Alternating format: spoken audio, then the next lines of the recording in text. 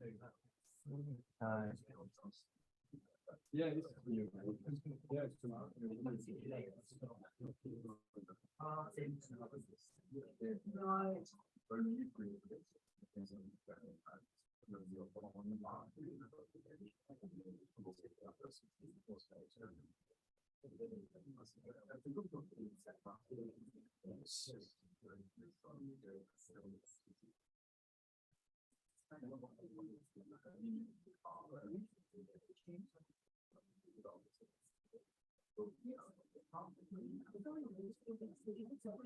I think we're good.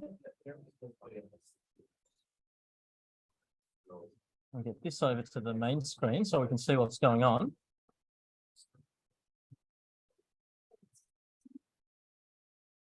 Yeah, we're not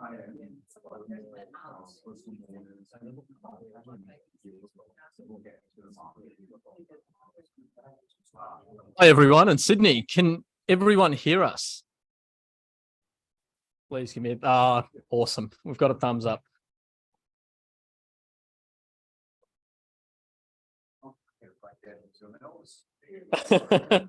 Seriously. We can hear you. Perfect. Okay. All right, everyone. Hello. Welcome to the downsizing edition today. So we have got quite a lot to talk about. So Sydney people, you can be jealous. We've just had a tour of this awesome facility that has. You didn't show the Tesla. The retirement. To retire. They told, okay, a retirement village with the Tesla. There's an awesome sky deck, and the Melbourne weather has actually held up for once. So it's pretty good. We've got a bit to talk about. So today, basically, we're going to start with Rob McPherson from One Fell Swoop. He's going to talk about all things retirement living. Now, especially as part of AASP, one of the things, there's a lot of people who are very, very familiar with residential aged care. And I'm just looking at a lot of the faces around the room. There's a lot of combined knowledge. So just hearing about what is latest and greatest about retirement living is going to be awesome. And then we've got, and so Phil Hooper from Tower Vendor Advocacy. So just talking about property conditions, I think that's the one thing that every single person is super interested in. So property markets, what's happening, there's a lot of awesome content. I can't wait to hear what Phil's got to say. And I'm going to jump in a little bit with some of the financial considerations, because the last 2 years have probably been the biggest in financial advice that I can ever think of. The amount of changes, mainly for people under the age of 75, some for people older. So I'm going to talk a bit about that and just some of the considerations around retirement living. And after that, depending on how we go for time, we'll have time for questions. So I might kick this thing off by handing this microphone over to Rob. But just sorry, before I get started, Sydney and people on Zoom, if you can't hear us or if anything becomes unclear, just let us know, because we'll be too in the zone and in the moment. So, Rob. Thanks, Sean. I've never wanted to publicly speak next to you because you're much better than I am. So yeah, welcome. This is I've got a little presentation on retirement living. I don't know if I can click through it. Multitask, mate. Okay. Is that? Can you speak louder, please? Yes. Okay, a little bit about One Fell Swoop. So we're just in this with you. We are a consultancy business. We do research, advisory, marketing, advertising, sales and operations for the seniors living industry in retirement living, land lease, assisted living and aged care communities. We've got an office in Sydney and here in Melbourne. At the moment, we've got 1,300 units in market at a total value of 1.2 billion.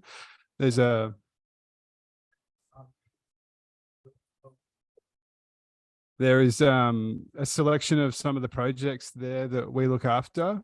So we're pretty strong in Melbourne, but we've also got one development in Adelaide, one in Sydney, and one in Tamworth as well. Should we be seeing a presentation or a screen of some description? will give us 1 second.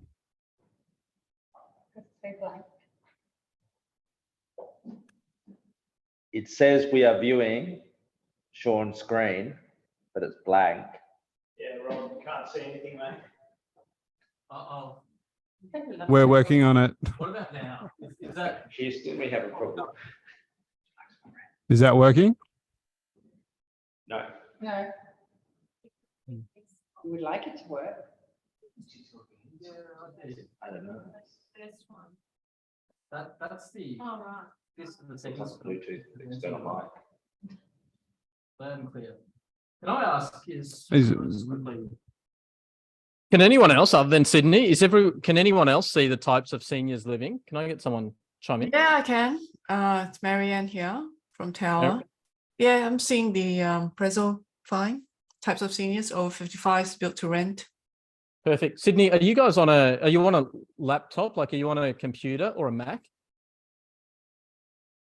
Can you change windows? There's typically, if you're on Zoom, there might be multiple windows. Or change the view. There's view options up there, Dave. It says. Thanks, Marianne. I'm doing it through this. I can't get to the view options, Sean, from my screen because we're running off Teams and just linking through to your Google. It's running off Teams. I'm running off Teams and you're running off Zoom, right? Yeah, so we're running off Zoom. We changed.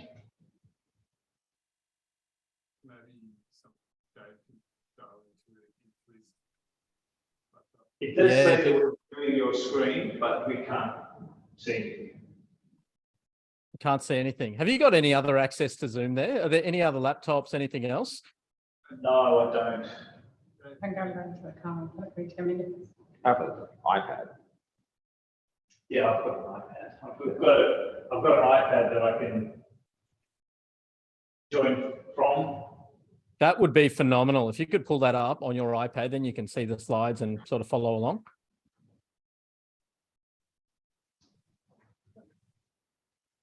Let's keep rolling with this for now. And then that's all right. Rob's explaining a lot of it, but it's all recorded too, if you ever do need to. Okay, so there are a few types of seniors living that we work in. So there's over 55s. That's sort of strata title, restricted to people over 55. There's no exit fees. Build to rent is an emerging market for seniors living. Land lease living, which is where you rent the land and build the house that it sits on. Then we've got traditional retirement living, which is what we're in now. So that's typically a lease or a license ownership with monthly fees and an exit fee. Assisted living, that is an emerging product. It's pretty much a reboot of service departments, which are small hotel style rooms with an ensuite. Now they're a little bit nicer. They're a bit more like a 1-bedroom, and in a retirement living type setting. And then obviously residential aged care.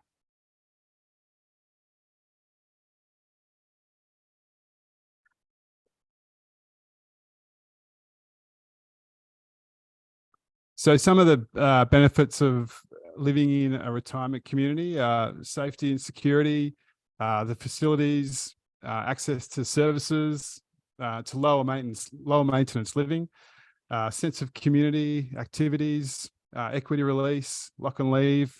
It does maintain your independence. So there are studies that show that people living in a retirement community can live on average 5 years, have 5 years longer with their independence.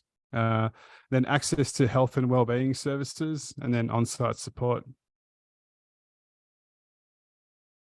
So that's just a bit of a description about each of the models which I've covered.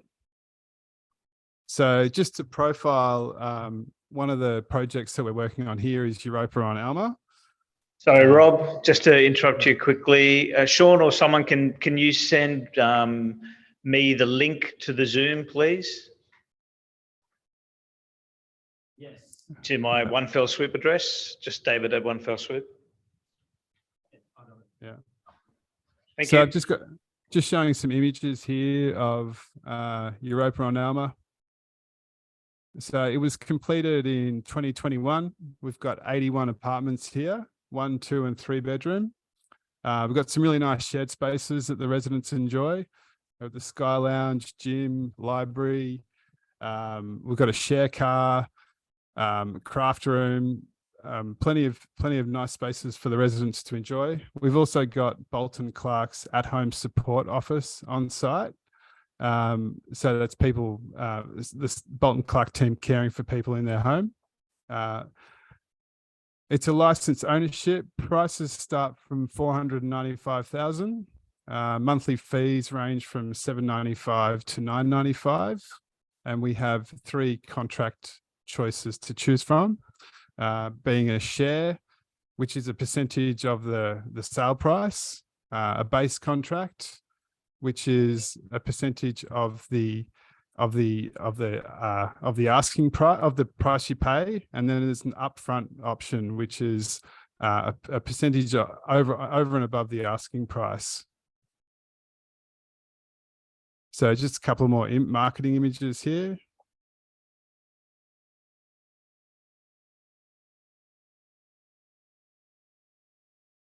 Some of the apartments are really beautiful. So hopefully, if anyone's in Sydney that comes down to Melbourne, feel free to come and take a look sometime.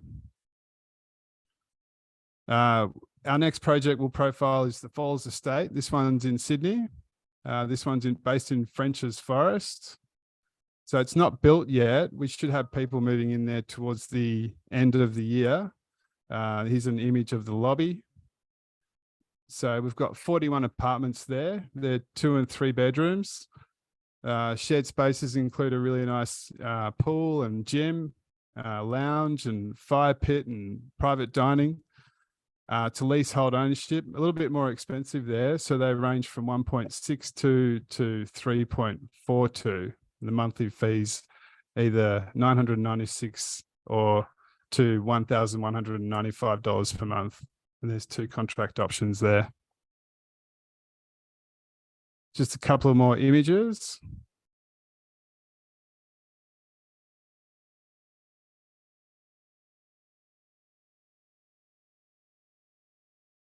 So this is a selection of projects coming up. So in Melbourne, Bolton Clark are doing another project over in Bundoora, 90 apartments due for completion later in the year. We've got Amber here from that project if you want to chat to her more about that. Ardency Kennedy Place, which is a Lend-Lease development in Richmond. We've got the Alba in South Melbourne, which is assisted living by Australian Unity. Siobhan, the salesperson, is here. That's due for completion in a couple of months.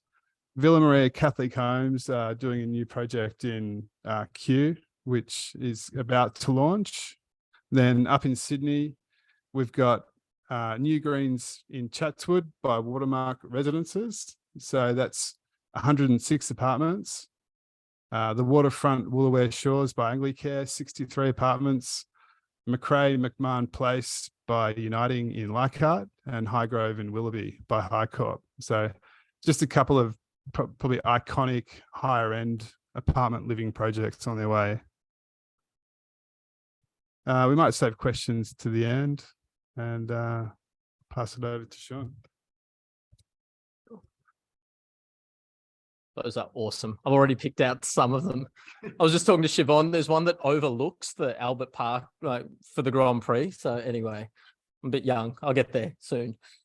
Okay, so I've got quite a lot to cover. And what I'm going to do is this is going to be a more high level overview because we've seen such big changes. And I guess more the aim is just to educate you as to some of the things to look out for. Some nice biscuits. So, all right, we'll talk about some of these recent changes, why people look at super, some of the Centrelink impacts. If we have time, we'll talk about some of the retirement considerations, especially when it comes to villages. No. Okay. So, firstly, downsizing superannuation contributions. Has everyone heard of that, or has that come up in Awesome, Barry? I'm glad. So now, before we get into it, because people hear it and they think, oh, look, super. I don't want to, I had super when I was working. Why super? The reason is, one of them is, all super is just a tax environment. Now, most of us here, we're working, we have to pay tax up to 47%, even if we hold investment properties, whatever. Eventually, when we have to sell them, the tax man's going to take a huge bite. And even if they don't get sold in the lifetime of a retiree, their children are probably going to inherit those capital gains tax liabilities in some way, shape, or form, whether that's shares, property, anything else. So that's where things like super, that's where super comes in. It's a 0% tax environment. The thing can grow as much as it wants. On income, you get all of your franking credits, everything back, rental income, whatever it is. It can grow as much as you want it to grow. And you can either sell it without worrying about the tax, or it'll go to your kids, where if that's a $1 million property, if it's $1 million share portfolio, that whole amount will go, rather than that whole amount minus a tax liability.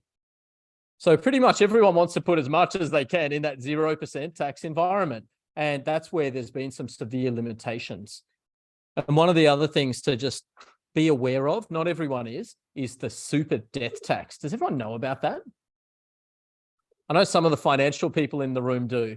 In a nutshell, most of us, when we contribute to our super, we're doing it through employer contributions, salary sacrifice, those sorts of, where you get what they call concessional tax treatment.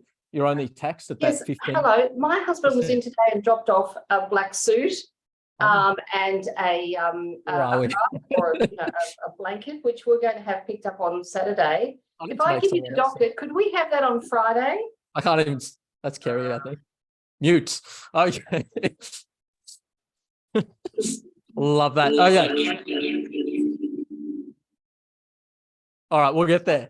So anyway, what I was going with on the death tax thing is that, so you're only taxed at 15% instead of your 47%. Now, the reason the government do that is they want to provide for you in your retirement. But if the person passes away, goes to a non-dependent beneficiary, i.e. adult child, the government automatically takes 17% of that. What that means is $1 million in super, 170 grand is going to go to the tax office before the children have even seen it. Good news is, a lot of the time we can fix that with some planning. No, we'll go into that. There's so many ways, but yeah. Am I recording this? Okay. All right, I'm gonna. Cool. So after 65, you just couldn't put any more money into super. There were some very narrow rules that you could, but realistically, it was almost impossible. That all changed a bit a few years ago when the downsizer contribution came in, and there's been all these other big rules. I'm going to cover the other rules first, then I'm going to go into downsizer a little bit. So previously, basically once you hit 65, there was very little you could do without jumping through hoops. Over the last few years in financial advice, I say, the last 10 or so, everything's always been getting worse and worse and worse. I got to talk to all my retiree clients. This was the rule that, before you could have 1.1 million before you lost the pension. Now it's 800 grand. The cap was 450 or whatever it was before, or 540,000. Now they've reduced it to this. Everything kept getting worse and worse. For once, I've had good news to report to everyone. They've raised the age from 65 up to 74 now. So what you can do is not only put in 110,000, you can bring forward the next few years, which you couldn't previously do. What that means is people up to the age of 74 have options to get onto your point, Chris, where we can do things like reduce taxable components. We can get things like share portfolios. We can chuck them into super, and then we can mitigate tax liabilities elsewhere. There's tricks everywhere, but we have options. So we can bring them forward. Even downsizer, when it first came in, it was age 65. So a very narrow band of people. As of 1st of Jan this year, it's now age 55. So there's people, there's probably people in this room who can access that 55-year downsizer contribution. It can be a significant benefit towards estate planning and just holding on to more of your money. You know, most people love they love their kids and their family more than they love the tax office. Guess what? We can do something about it. So the other stuff, I don't really care too much.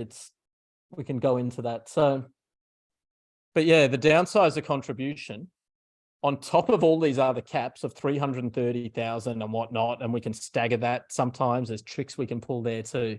110 in one financial year, straddle it and put in another 330, blah, blah, blah. There's a million tricks. On top of everything, assuming we've tapped all of that out, if someone in general terms has sold their family home, they can put in an extra 300,000 each. So for a couple, that's $600,000. So what we can do is, and this is probably answering your question a little bit, Chris, about what can we do about it. These are some of the things we can do about it. We need to see what's going on. There's always a little bit more going on, but these are things that never used to exist. And it's, you know, these last few changes have meant I've had to get in touch with all of my retired clients and just change their strategy. Like, hey, 3 years ago, we did this. It was the best we could do at the time based on those rules, but May budget changes, blah, blah, blah. It's been awesome. So that's super and downsizer contribution. I'm still good with time. I've got a few more minutes. Here's the other one. I think I see a few health people in there. This is one that we really need to be cognizant of. This has been, I think, a game changer. For people receiving an age pension, they're mostly getting that pensioner concession card on the left. Now, self-funded retirees who aren't accustomed to dealing with Centrelink, they're not used to queuing up. They're not used to providing all of their details. They're used to doing whatever they want. A lot of them aren't aware that they are actually potentially eligible for the Commonwealth Seniors Health Card, which is not asset tested. It has an income test. So even people with a ton of money in the bank can potentially get this. For the right person, it is worth its absolute weight in gold, especially if you have health issues. Some of the, you know, aged care, retirement village people here. Previously, for a couple, there was a $92,000 income, and that's made up of a few things. It's not just taxable income. They've upped that by about 50% to 144,000. That's ridiculous. There have been so many people, so many of my clients who previously I just said, don't even bother. Let's not bother with Centrelink. You're not going to get anything. Your shares, your super, your investment properties, your investments, basically, you're not going to get shit from the government. Now I've been able to go back to all of these people and say, now we're in business. We can actually do something about this. Let's apply. They've changed this. Or in a lot of cases, we can restructure your assets in such a way that reduces your income for these purposes. So people who wouldn't otherwise be allowed to get this card, with a little bit of careful planning, we can suddenly get them on the card. And that thing, again, for the right person, worth its weight in gold. So definitely worth identifying for anyone with these sorts of health issues. Even otherwise, there's other things, all of these COVID cash bonuses and things like that. They were all going to people who had this card. So very well worth at least doing the maths on checking, can they get it, or can they do a few things to get it? I reckon I'm going to just quickly introduce these, but I won't go into them too much. But these are the biggest fears that, you know, having done retirement planning in different iterations for a while, these are the four big fears that people worry about.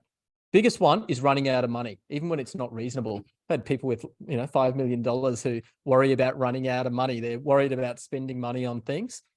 So knowing where they stand, some of it comes from wanting to leave assets to the family and doing that in the best possible way. You can see a few of the faces in the room, but guess what? People love their kids, family, more than they love tax office, nursing homes, retirement villages, everyone else. But if they know that their kids are looked after, they're more willing to spend the money on themselves because they've only got one chance at life.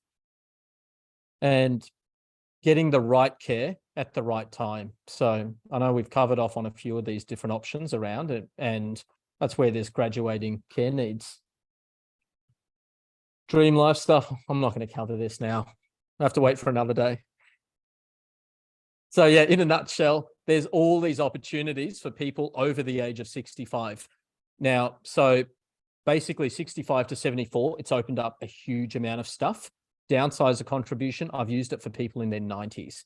So there's no age limitation on that if used in the right way, and it avoids that so-called super death tax if planned right. We just need to ask the right questions.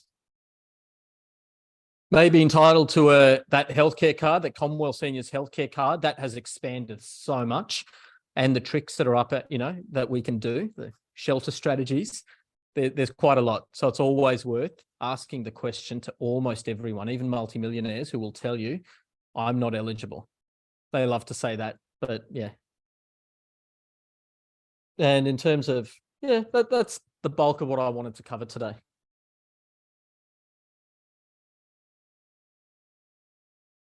Bill. Thank you. All right. In order to get into one of these wonderful homes that One Fell Swoop markets, most of your clients are going to need to sell the family home, and that's where Tower can come in. So what I want to cover off is just 5 things your clients need to consider about selling the family home. First off is speed to market. One of the discussions that we often have with clients is, should I sell now or should I wait for a year when the market's going to be a lot better? Well, if you want to take that risk, go for it, but I'd probably advise against it. And typically with a transition, certainly a downsizing transition, you want to sell now. You want to sell when you find the right property. You want to sell when the time's right. You don't want to play with the market. So essentially, I think my dot points are covered up there, but in a lifestyle transition, speed to market trumps timing the market. So sell when you need to. When you're ready to purchase, look at selling the home. You'll shift the odds in your favour by maximising the sale potential, not by timing the market. The other thing is that you've got to be very careful about what you believe. My colleague Marianne pulled up this first slide, which at first glance would suggest that things in the market are turning around and moving upwards, onwards and upwards.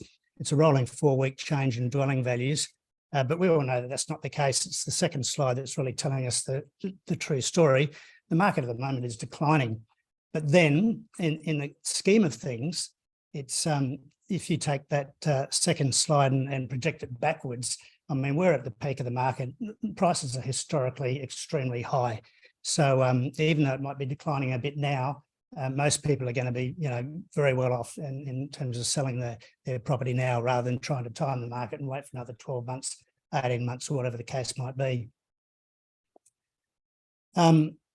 Here's can we move that thing up a bit? Or no. Which one? No, it's all right. It's just covering up the slide. But no, that's right. Here. Yeah, great. Thanks. Yep. Oh, don't worry about the top. There we go. Very good. Here, this is the first line up here is about some forecasts that we picked up in Q4 2020 from the major bank economists, the people that deal in the major banks with your money, your hard-earned money. And their projections at the time were that the NAB estimated about a 10% to a 15% decline in 2021. Westpac model declines of up to 20%, and CBA forecast that house prices would fall up to 32% over the next 3 years. How wrong can you be? And these are senior economists in our major banks. So the actual 12 months looking forward, the peak of the market was 22.3% above the point at which they made those estimates. So really erroneous. So how many of you are going to be willing to forecast the next 12 months? Could be very well be in the opposite direction. I wouldn't want to have a crack at that. Currently, like I said, things are still pretty rosy. We're 9.4% above Q1 2020 when COVID started, and we're 5.3% above Q4 2021. So in a lifestyle transition, remember also that you're buying and selling in the same market. So sell when you're ready, when you've found the right place, when it's time to go. Don't hang out.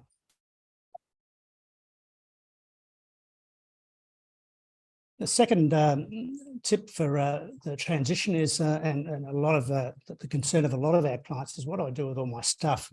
Here's a picture of a client's property in Kooyong, a very eclectic collector, and we had to assist this person out of this home. Basically, it's really a time for tough love for our clients. So what we encourage them to do is to take what they need, take only what they need, take only what they have room for, and give stuff to family and friends, and give us the okay, the all clear to get rid of the rest. But don't sweat on it. Just focus on what it is that you want. Leave the rest to a specialist. We have connections with a number of companies that focus on Some of them just clear everything. It's everything's in the skip bin. That's all they do, and that can be useful when we know that nothing is wanting to be kept. Others go through a 3-stage process, which we really like, and that is sell what's got value, donate to charity what can be donated, and then get rid of the rest. And within that context, we very much encourage them to set aside anything that may appear to be of sentimental or real value, and not to make assumptions.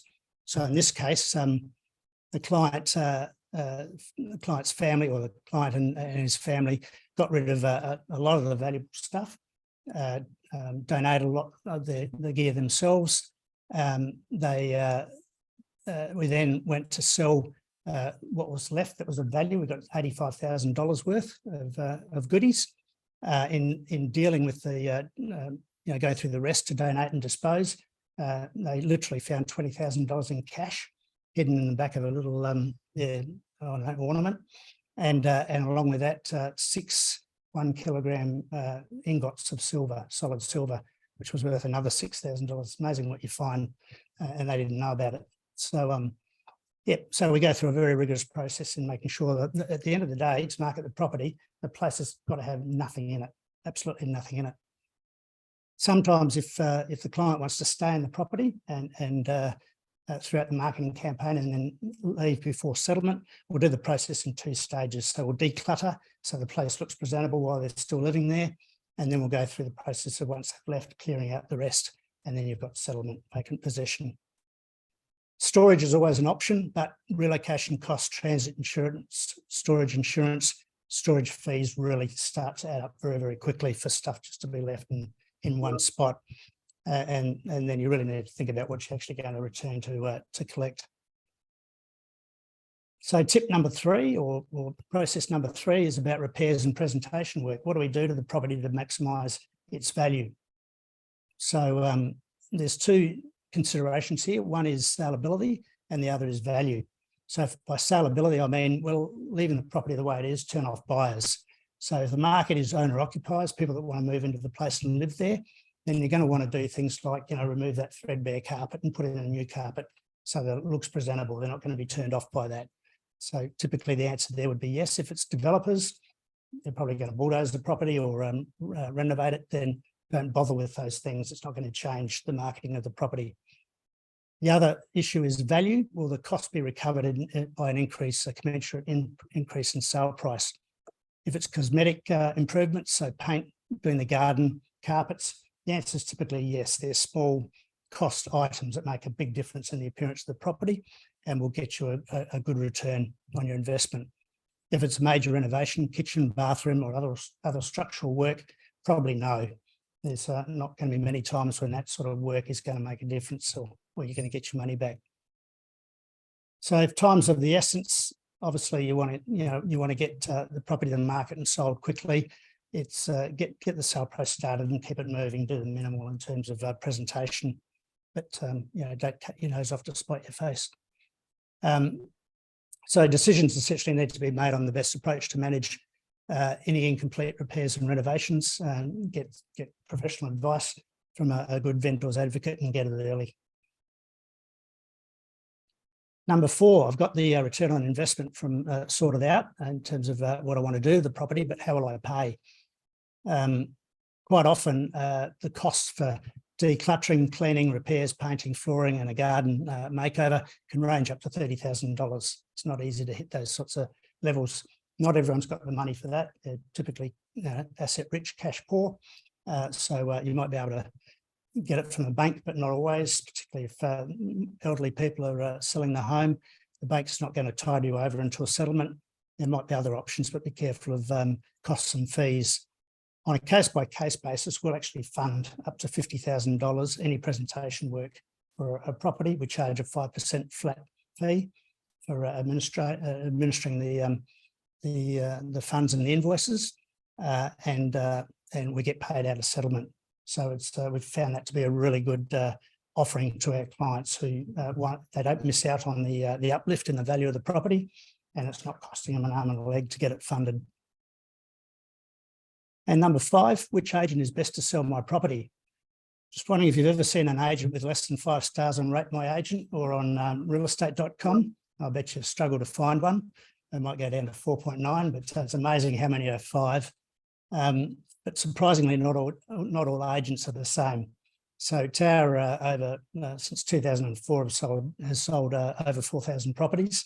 We've seen a lot of different agents, and we probably know an agent in most postcodes in Australia, and we can help point to a good agent. So agencies vary in performance based on their reputation and on the type of property sale. We'll select a different agent depending on the type of property. So if it's a McMansion worth $5 million or a 2-bedroom unit or a rural lifestyle property, we'll be very particular about the agent that is best in each of those categories. Agents within agencies vary in competency based on personality, knowledge, motivation and experience, obviously.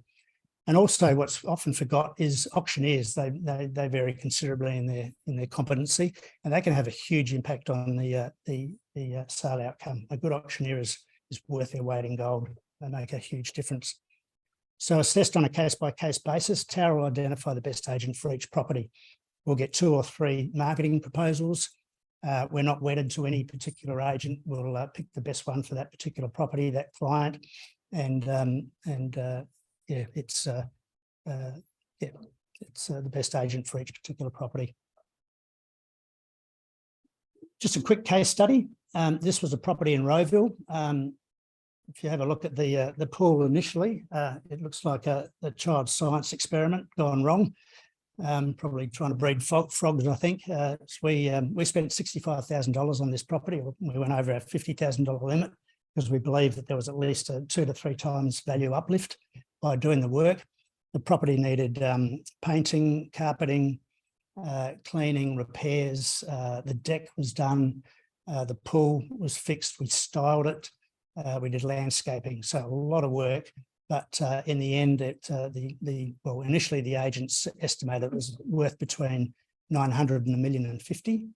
The agent said if you do all that work, it'll be worth between $1.05 million and $1.15 million. We got $1,341,000. So a really good outcome. So 6 times return on investment. Didn't expect it to be that high, but we knew comfortably we were going to get, 1.2. We were very confident. So yeah, it's worth doing. And our final bonus tip is to be aware of hidden fees. So if you seek a vendor's advocate, what do you need to be aware of? First of, and we were talking about this amongst a couple of you earlier, those vendor advocates that say we're a free service. There's no such thing as a free service. What they're saying is that I'm going to share the commission with the agent. And I'm in bed with the agent. The agent and I are going to ramp up the commission, and there'll be a cut-off where I get paid as a vendor advocate. Obviously, the client only sees the one commission fee, but you're going to be worse off. We charge fee for service, so we charge the client direct, and then we'll negotiate the agent's commission down. And we have no problems in doing that because we're taking half the work off the agent. We manage the vendor side of the equation, and we also make the process very smooth for the agent. So they love dealing with us. Kicker commissions, agents do this directly with clients, but you'll also get some vendor advocates that will say, okay, above a certain reserve, I'll take 10% or 20% of the amount above that level, because I'm going to work really, really hard for you if we get to get you above that cutoff. That cutoff will be artificially low, and you'll end up your client will end up just handing over. If it's $100,000 above reserve, they'll end up handing over another $20,000 for nothing.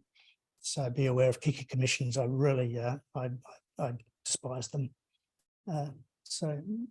And finally, get an experienced property manager, someone who is able to recognise the different agents, the type of property, what's best to do, how best to present, etc. So that's it from me.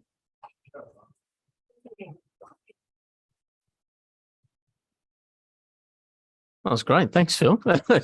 So the property sale was really good.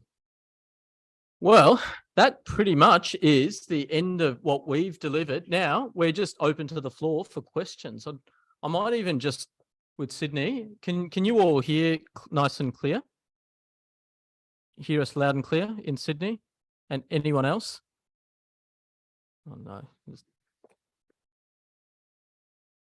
Oh, let me have a look.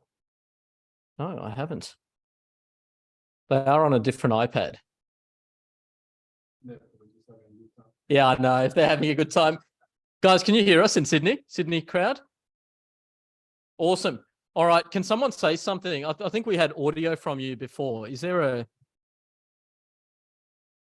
Say anything. We have mute buttons on the microphone, so Oh. we've been keeping them muted. It's probably good. I wish everyone... Anyway, no. What about you? Have you got any questions for any of us Sydney crowd? And then I'll open it up to Melbourne. No. Cool. Well, that was easy. How about anyone else over Zoom before I go to the face-to-face people, the face-to-face privilege? Anyone else? Any questions from the Zoom audience? Nope. Well, someone throw something good at either Rob or Phil then. No Yeah. questions, but it was great information what I saw. I learnt lots, even though I was late. Cool. Take that. Yeah. Just wondering for Phil and Rob, have you seen much of a change in baby boomers coming? Is there a real shift in the age at which you're either seeing people downsize or coming into the RV space or different structures? I'd imagine it's was later, but probably going forward a bit. Yeah, you go. I'm probably not a good test of that market. I mean, we do a number of aged care clients. We also do deceased estates, family law, we do banks, we do liquidators. So very, in a given year, we probably do a dozen aged care transitions. So yeah, in order to identify a trend, it's probably a little bit difficult. I know just the age of people leaving downsizing for their residential property and changing into something like, Yes, well, we found that a lot of our projects are off the plan. So they would attract someone in their early to mid-70s probably. Once they're built, we have probably an older cohort looking at the ones that are built. So they could be late 70s, early 80s. Yeah. I was going to say, just as part of the retirement village financial advice thing, I've been seeing quite a few. There's clients from here who I think they were early 60s, early to mid 60s, thereabouts. There's people who now, when I'm going into some of these retirement villages, they're still working, they're full-time employed, and they're going off and doing that. Some even in their late 50s. The median age is like 75 or so. I reckon there's more so coming in. It's not mainstream, but definitely happening, probably increasing. It's probably if you have a client or someone looking to go into a retirement village, it's better to do it sooner because of the financial model. You can end up paying a lot of money if you leave it too late and only live there a few years. It could be almost not worth it. But depends on the situation. You want to talk about the ongoing fee one, because why it's better from an ongoing fee perspective, the earlier you go, the better. Well, the earlier you sign the ongoing fee, like when you go in, about the inability to increase it, that kind of a thing. Would you normally say the earlier you go into a retirement village, the better? Probably more so for the exit fee situation. Yeah, and that too. Yeah, because a lot of them are calculated on the resale price. So we see people. I mean, with retirement living, if you walk out with what you walked in terms of money, that's a good outcome. Yeah. We only see that sort of if someone's lived in a retirement village for 10, 15 years. If they're only living there for 5 years, it might cost you a couple $100,000 in exit fees. Firstly, Robert, Phil, fabulous presentation, guys. We do a bit of advice with our network of people too. We've noticed a really big upswing in upfront management fees. The last 7 or 8 years nationally, that PwC report that comes out, it's gone from depending whether you get capital gain share or not with your upfront models, but only 68-69% of all contracts are upfront contracts. Do you see that trend? Yeah. Or staying? Well, we've just introduced it on this project. I think we're still trying to get traction around it. It's hard to. It's often it takes a lot of skill to try and educate someone without referring them to a financial planner to say, yeah, pay more, because if you pay more, you might get more pension entitlements if they're a pensioner. And then we try to show them on a spreadsheet what it looks like on all the different models. And it appears like upfront is better for the resident. I agree with that, and our advisors too. So 7 in 10 of your couple clients end up one of them going to resi care, and MPIR has gone up to 7.46 as of Friday this week. I did some modelling on it just a couple of days ago. Someone with $500,000 is going to pay $56,000 a year, with basic means tested at RADTAP equivalent fees per year. And if they do pay the upfront and lower their sets both things down, the quantum of payments goes to 56 and about 23,000 a year. So it's a big consideration.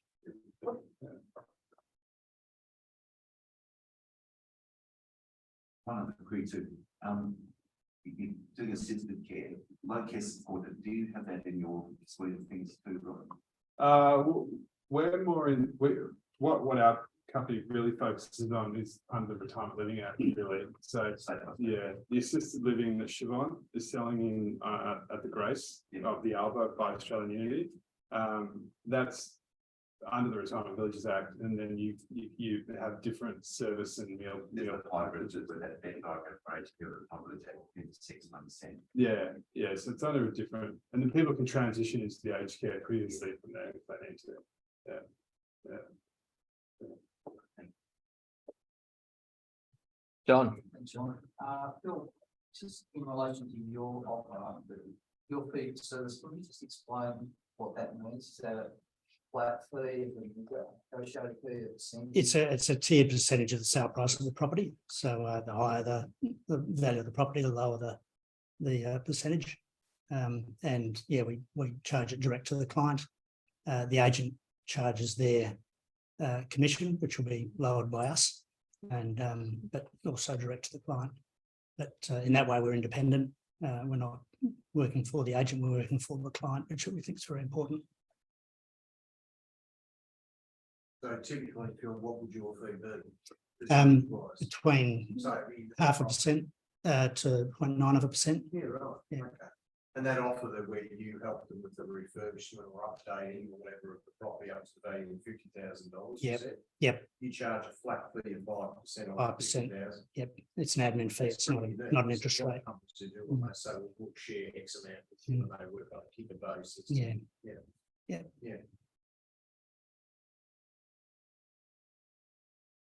Any more for any more? All right, well. How long do you have to do to get that Commonwealth card?